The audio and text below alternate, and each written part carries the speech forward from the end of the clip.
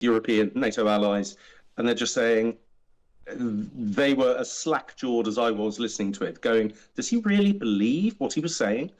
My perception of that speech is it was written by a person or people who have no knowledge of defence, were overly reliant on Google and ChatGPT. Now, we were talking earlier on the programme to Andrew Neil about defence, and there is some real frustration from European officials by Britain's lack of firm commitment on defence spending. So Keir Starmer is committed to expenditure reaching 2.7% of GDP by 2027, with an ambition of reaching 3% in the 2030s, although there is no clear path.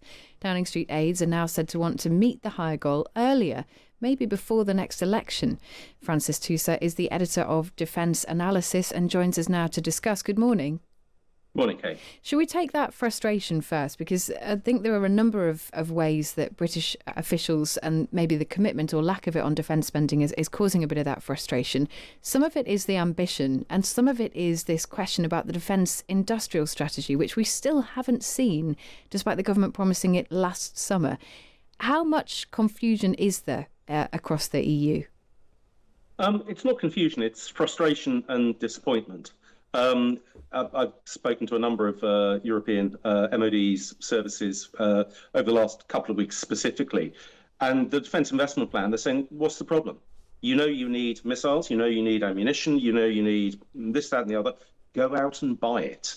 You don't need to have a huge investment plan to say, you know, what colour should it be and all this stuff. And I say it is just frustration when you have countries, especially the closer you get to Russia, the more the urgency. They're freezing social spending, they are cutting social spending, they're investing in defence, and they're just saying, what's the problem? Dealing with an Estonian person connected with the MOD 2 weeks ago, they said your troops in Estonia said they're great, they're really keen. They want to train and get to know how to fight in Estonian conditions. And she said, you equip them with equipment from last century.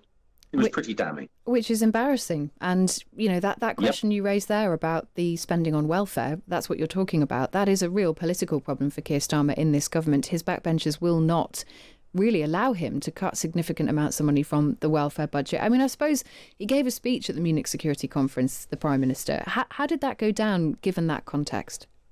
In terms of some of the conversations I've already had this morning with European NATO allies, and they're just saying, they were as slack-jawed as I was listening to it, going, does he really believe what he was saying?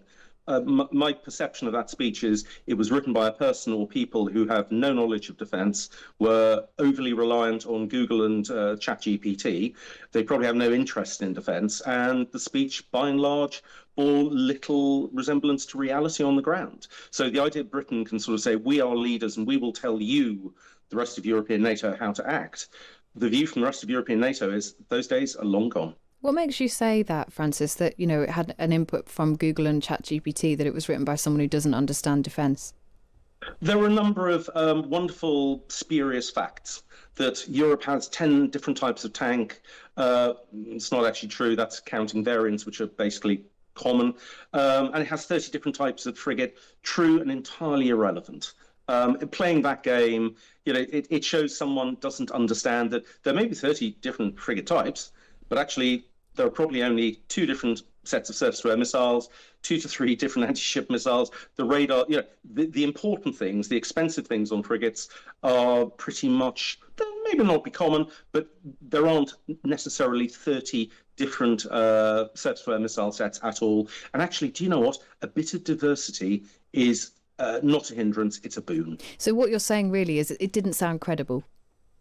Yes, absolutely. And, you know, conversations, I say, this morning with European MODs, they're saying, well, OK, great.